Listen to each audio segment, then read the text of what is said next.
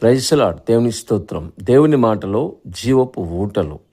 ఈరోజు యాకోబు రాసిన పత్రిక 5వ అధ్యాయం 9వ వాక్యం మనతో చెప్తున్న మాట, సోదరులారా, ఒకరి మీద ఒకరు సనగకుడి, న్యాయాధిపతి వాకిట నిలిచి ఉన్నాడు అని లేఖనం మనకి స్పష్టంగా చెప్తా ఉంది.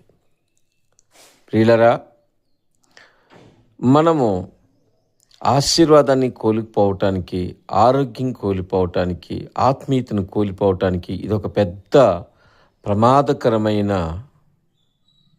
పరిస్థితి. ఏంటంటే సనగటము. ఇశ్రాయేలు ప్రజలు దేవుని మీద సనిగి ప్రాణాలు పోగొట్టుకున్నారు. సౌలు దావీదు మీద సనిగి రాజ్యము, కుటుంబం, దేశం, ఆ ప్రాణాన్ని కూడా పోగొట్టుకున్నారు. ఈ సనగటం అనేది అసూయ పడటంతో కూడా సమానమే. దేవుని స్తోత్రం. హల్లెలూయా. ప్రియులారా, వాక్యం చెప్తా ఉంది, మీరు సనగొద్దు.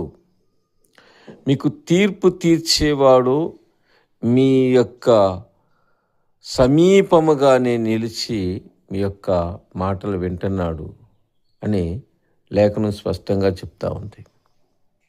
ఈ చివరి దినాల్లో సంతోషించేవారిగా ఉండాలి, సనిగేవారిగా ఉండొద్దు.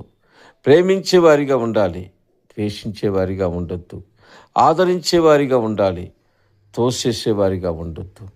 దేవుని ప్రేమ కలిగి మనం ఎప్పుడైతే జీవిస్తామో మనలో అన్ని విషయాల్లో దేవుడు తన యొక్క కృపని అనుగ్రహించి మనకి సర్వసమృద్ధిని కలిగజేస్తాడు. దేవుడి మాటలు దీవించును గాక. ఆమేన్.